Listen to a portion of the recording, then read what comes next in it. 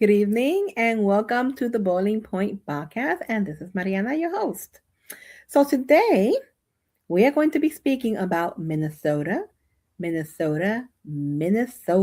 So, what is happening with Minnesota?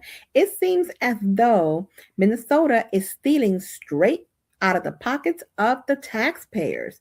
So, let's get started on this, okay? So, we're gonna dive deep, okay, in the next coming series here at the Boiling Point podcast into how government decisions impact everyday taxpayers like you and me. And today we're going to be tackling a massive fraud case that cost American taxpayers hundreds of millions of dollars, and which a lot of the taxpayers do not know that even happened. Okay. And it happened in the great state of Minnesota. And I'm talking about the Feeding Our Future scandal.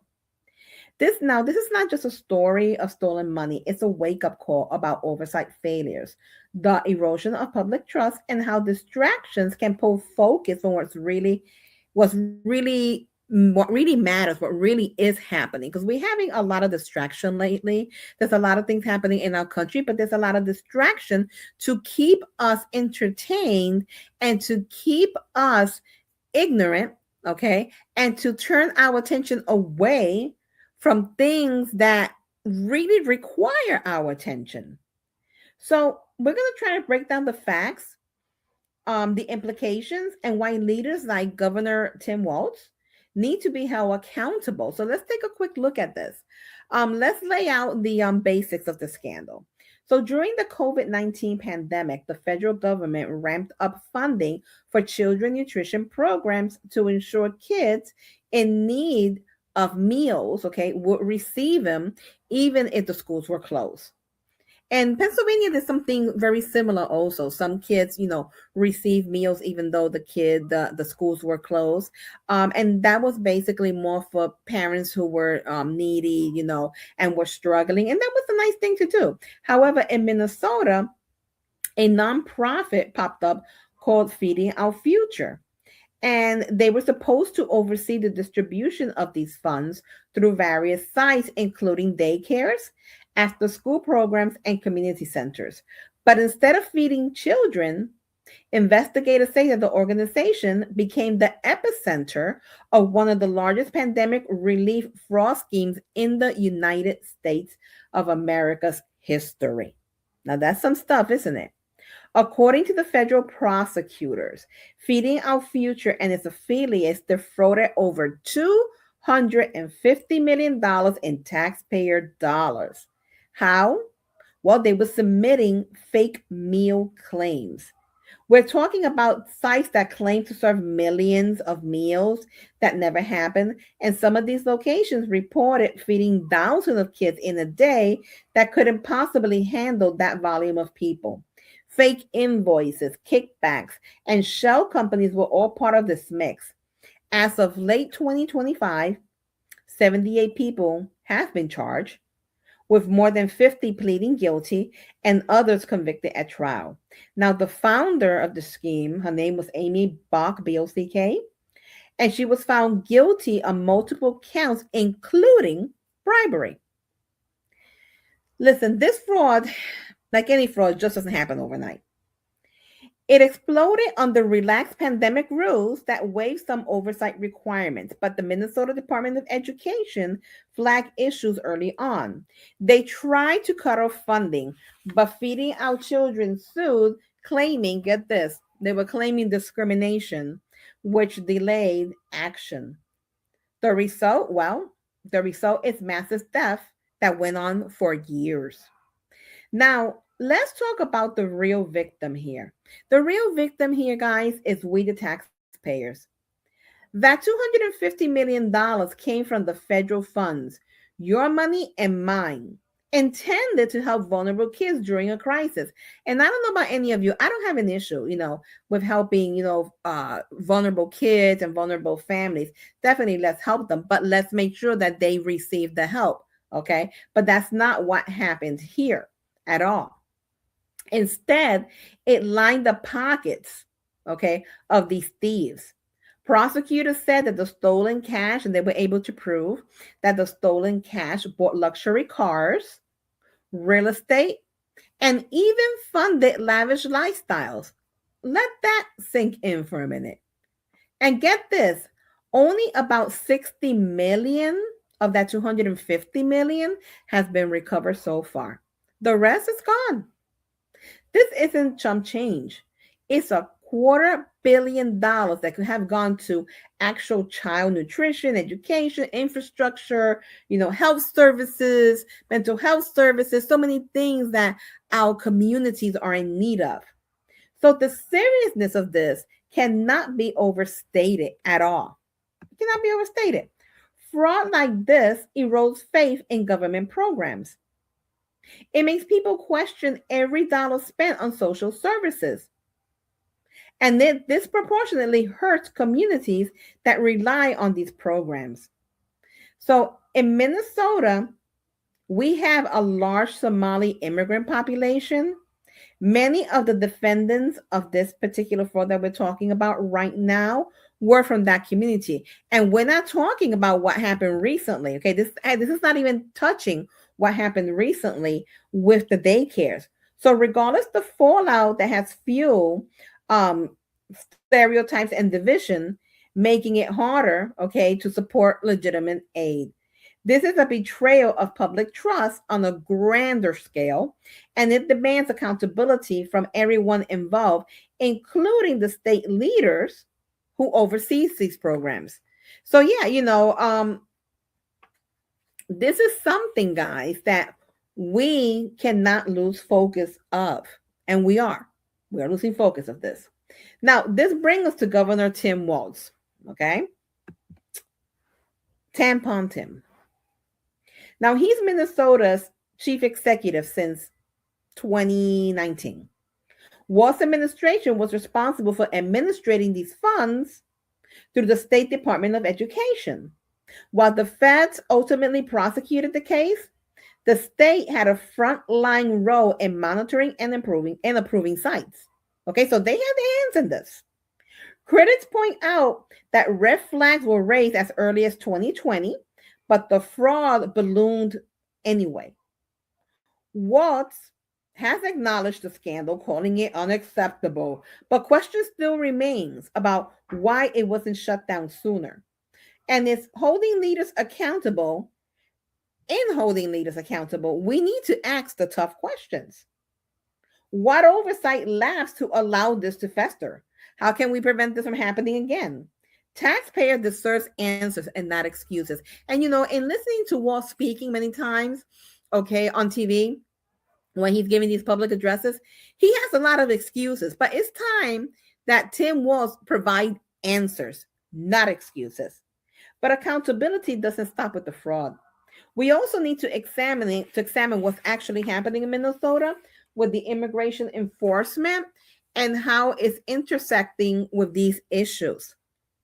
Governor Walz has been vocal in opposing recent federal ICE operations in his state. Operations aim at enforcing immigration laws, including deporting individuals with criminal records. In public addresses, and I don't know how many of you have seen him speaking, I have, Walz has described these efforts as an occupation and organized brutality and terrorism, urging Minnesotans to film ICE agents in their neighborhoods, protest, and even try to stop ICE agents at any cost possible. He called on the federal government to withdraw thousands of agents, framing it as overreach that's terrorizing communities. Listen, something that Governor Walz and the ninnies following him need to understand is that Walz does not have the right to tell the federal government nor the president of the United States what they can and cannot do. He needs to abide. He needs to submit, but he's stirring the pot, which causes me to question, what is he hiding? What is he hiding? Why all this distraction? What more is there hiding in Minnesota within Minnesota's government that he doesn't want to get out? Because this just doesn't make sense. So let's be clear. These statements that he's making, they are damaging. They definitely are damaging. By characterizing lawful immigration enforcement as brutality, and encouraging citizens to record and confront agents. I mean, like, are you for real? Wars risk escalating tensions, and that's exactly what he's doing. It's escalating tensions.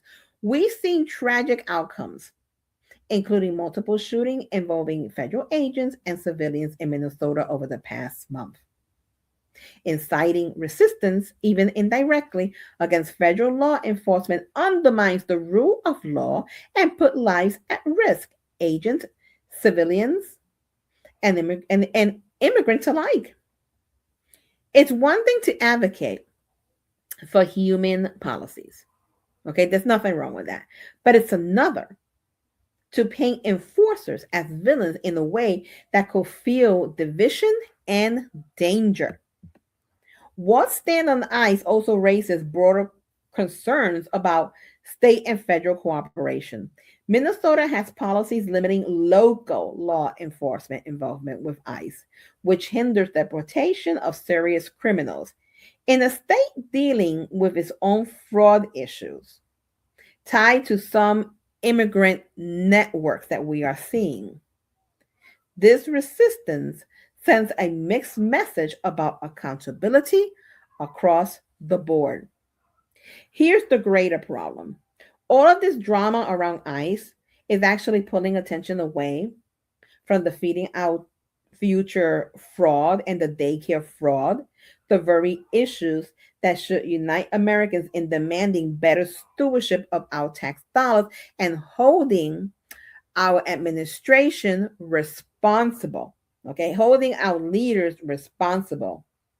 While protesters are raging and headlines focus on shootings and federal officer surges, the $250 million hole in taxpayer funds get sidelined. And again, that $250 million is not including what's happening with, they couldn't even spell learning right, the Leering Center. Okay, it's not even including what happened with these daycares that were empty. Okay, not even including that. So it's much more money that the state of Minnesota has stolen from the taxpayers. Other events, political rallies, national debates compound the distraction. But we honestly cannot afford, guys, to look away. These frauds, um they affect every American, regardless what your party is, regardless what your stance or your background is, regardless of your religious affiliation or lack of. It's about ensuring government works for us and not against us. Focusing on fraud means pushing for reforms, stricter audits, better whistleblower protections, and consequences for oversight failure. It means holding leaders like Waltz, holding leaders like Newsom, holding leaders like Mondami accountable for what happens on their watch, both in fiscal matters and how they handle federal partnerships. We need to understand that all these distractions dilutes effort. And when effort is diluted, we all lose. So as of late, Minnesota has become the king and queens of scandal, fraud, and investigations. But then the question stands, who's accountable? Where's the accountability? American tax dollars are being stolen in Minnesota. And Waltz needs to be held accountable. And don't allow all this distraction from CNN and the fake news media sources, okay, distract you from what the issue really is. And the issue really is the amount of fraud and scandal that there is in Minnesota and how the state of Minnesota,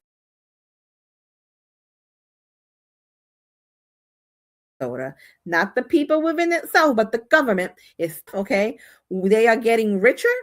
They are stealing from the taxpayers. Okay. Is your tax dollars at work to give them a nice, cozy life while you are here scrounging for every dollar to see where you're going to buy or how long it's going to take for you to buy the next gallon of milk for your kid. It is time that we hold governmental leaders responsible for their actions. So get it together, Tim Waltz, because you are accountable for what has become of Minnesota. This is Mariana signing off. God bless. Good night. Stay warm and stay safe.